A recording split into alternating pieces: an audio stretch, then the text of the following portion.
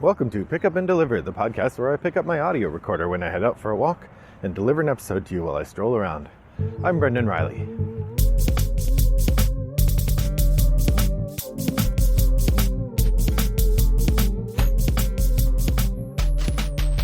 Well, good afternoon, listeners. It is a lovely sunny day here in suburban Chicago. I'm a bit late to get you this episode because it's May 5th, and it's the first episode that I've recorded since May started, which means it's time to do Top of the Stack. But holy cow, Top of the Stack May 5th.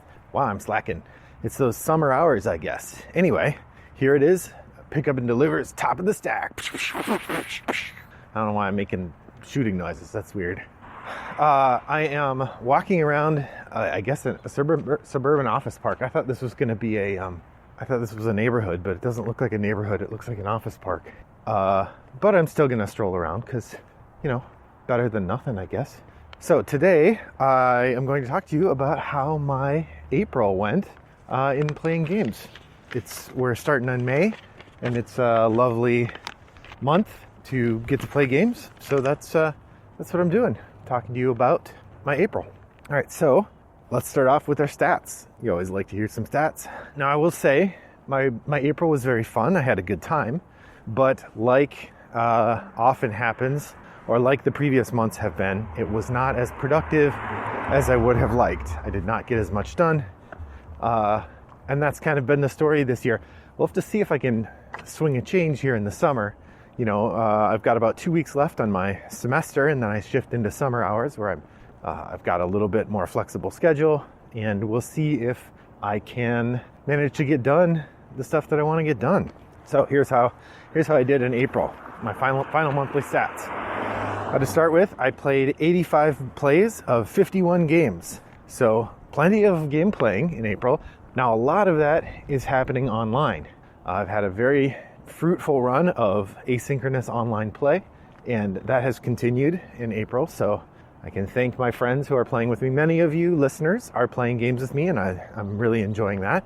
Thanks to those of you who are reaching out regularly. So I plan to continue that. That's been really fun, and I'm getting to know some games really well. My year total is 262 plays of 107 different games. So I'm still getting in lots of different games as well, which is important to me. I really love learning new games. It's one of my favorite things. And so I'm glad to keep doing that. You'll hear these reports as we go along, but my shelf of opportunity, I'm afraid, has gone, instead of going down, which is the goal, it's gone up again. It went from 43 games at the beginning of April to 46 at the end of April. Oops. My collection size is also ballooned. It's up to 457 games. It started at 425 at the beginning of the year. I will explain. There have been a few specific things that have happened this month that have added to that count. My most played game this month was one of my online games, and that's Innovation.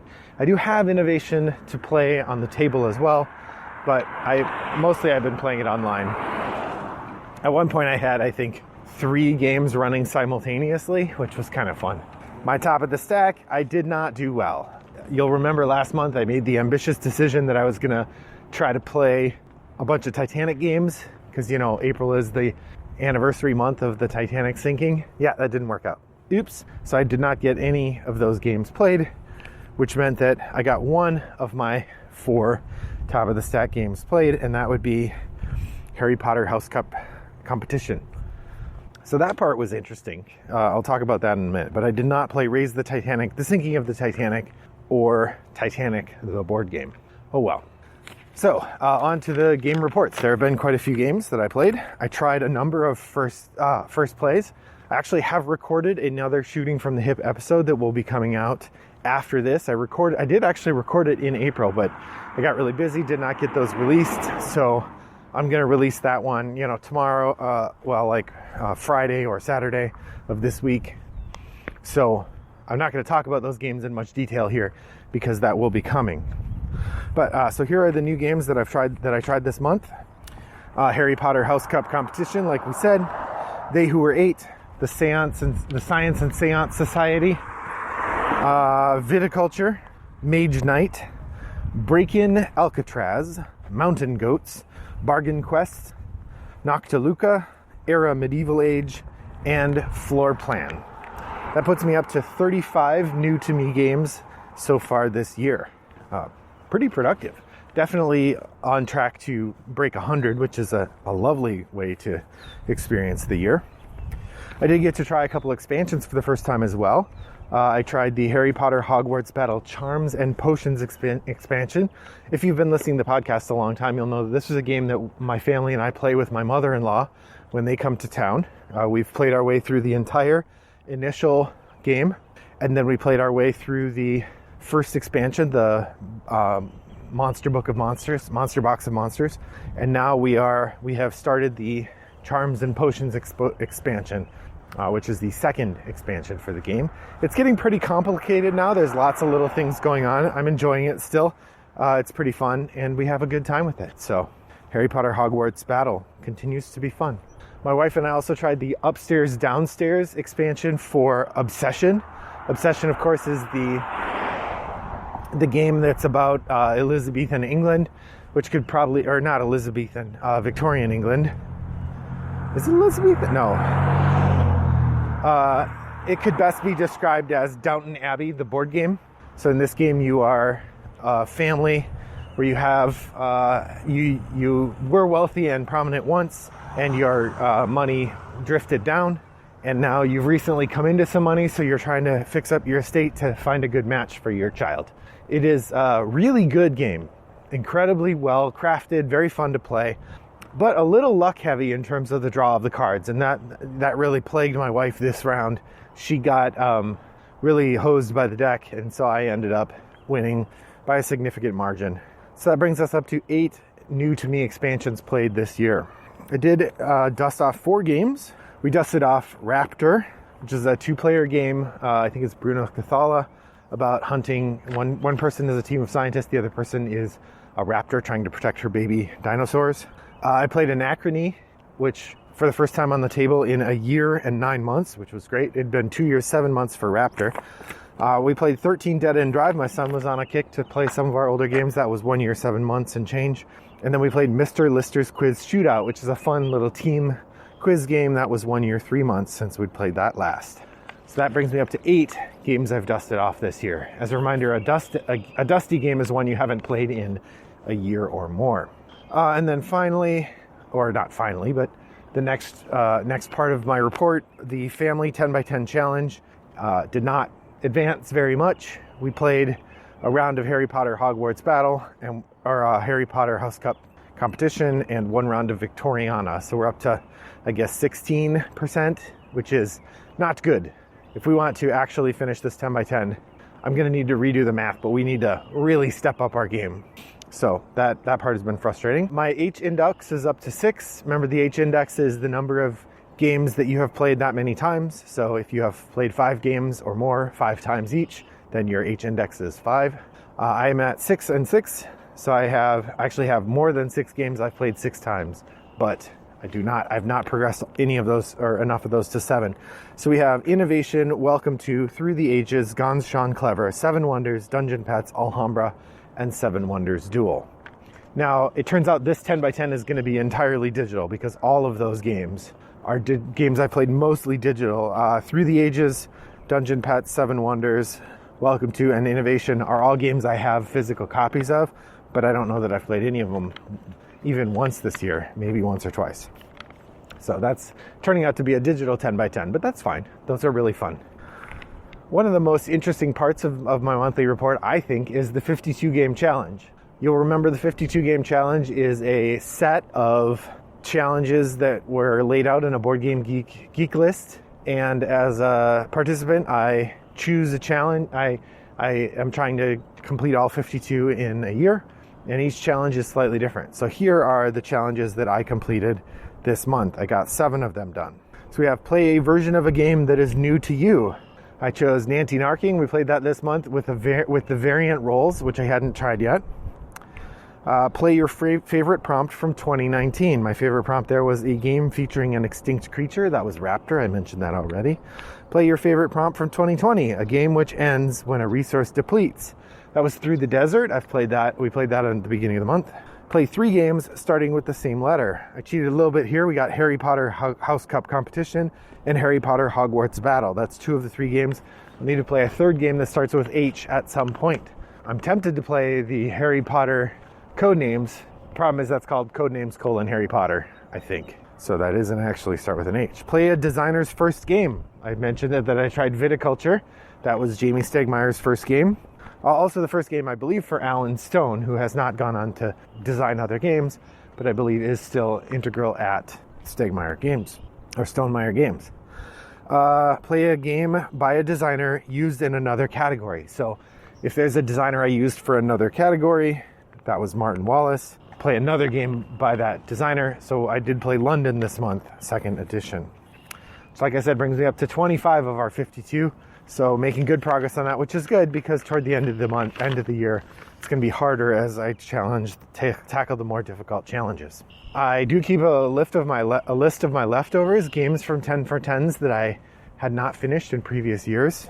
Nanty-Narking was one of those, so that's now making progress. Pretty ridiculous. So my shelf of opportunity log has gotten bigger. It is up to 47 games, and that's because I have purchased a number of games this month. Not only did I get Bargain Quest, but I had a couple significant influxes of games. I went to a used game sale at a local game shop, and for a really good total price, I ended up getting Ticket to Ride Markland, Floor Plan, Rolled West, Under Falling Skies, Era Medieval Age, Schotten Totten, and Buddy Buddy Moose Moose. So these are all games I've heard great things about or that I liked and were relatively inexpensive. So really happy to have the opportunity to pick those up and to try them out. So glad to have them in my collection, but it means my collection size ballooned dramatically. It also looks like, I know there are a couple games I found where I should have had them marked as in my collection and they weren't. So in sort of fixing some of that, I found that my official size of my collection on Board Game Geek has ballooned to 457 games. So I'm not sure where the missing part was. I did not record that, but so that added a couple more. The one other game that I wanted to mention, I have a number of times mentioned that the great white whale of my Kickstarter collection is an airship pirate themed game called Tyramid Earth Sphere, and that game never delivered. It's been kind of missing. Well, there has been progress on that front, and I paid $20 to have it shipped, and it was shipped to me. So I now have my copy of Tyramid Earth Sphere. I did get all the miniatures as well, although those have not been assembled yet. I have to put them together myself. That will be a project this summer. So my oldest undelivered Kickstarter has in fact now delivered. So I've shared pretty much everything I usually share. The last thing to share here is my May top of the stack. So this is tricky because I'm feeling a little discouraged about the top of the stack. I've tried picking games that would be easy to play, didn't get those played. Although if you're keen-eared listeners will note that the games that were on the top of my stack in March, I played all of them in April. That in March I had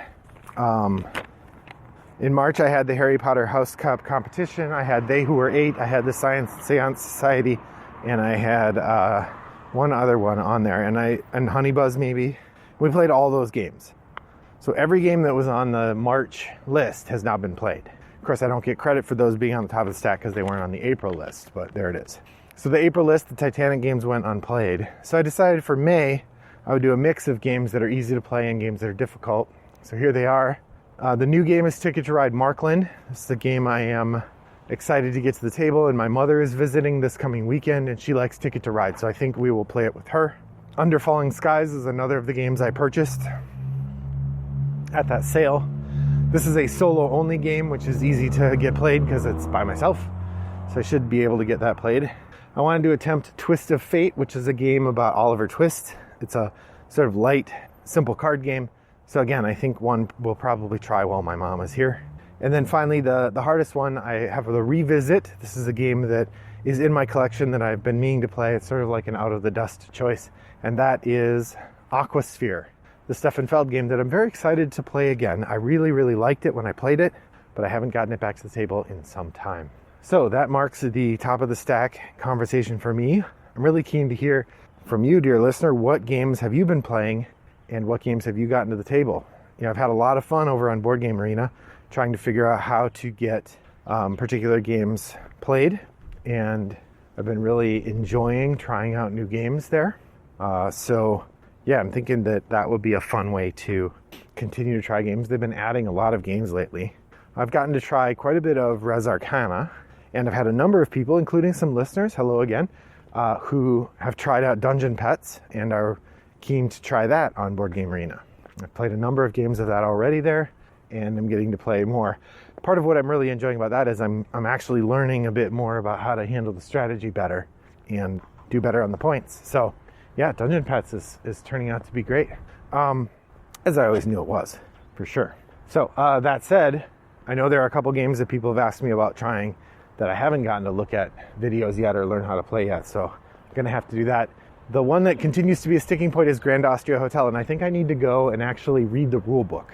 I tried skimming it before and then watching some how to play videos, and that just didn't do it for me. I really need to dig into how the scoring works because I'm missing something and it's not going great. I've had a couple games now where it feels like I'm doing fine, and then the score comes out and I'm like, what?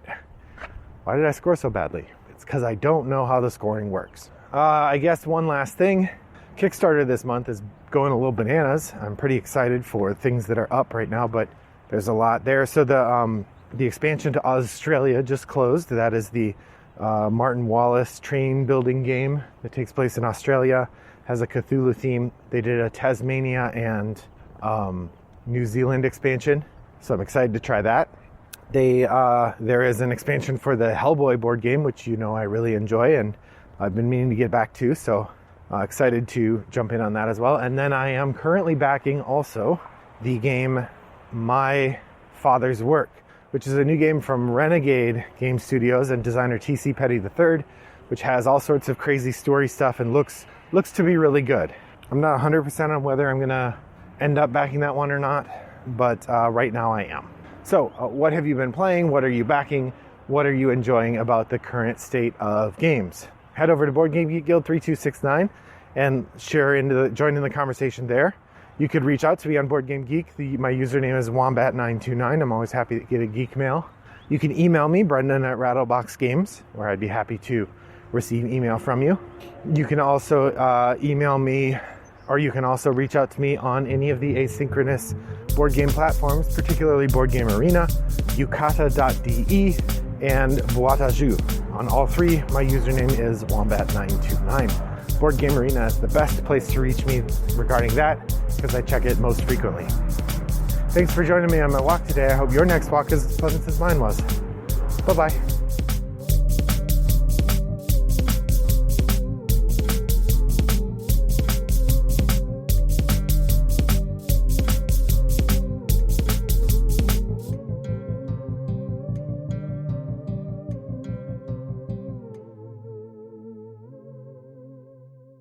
Brought to you by Rattlebox Games.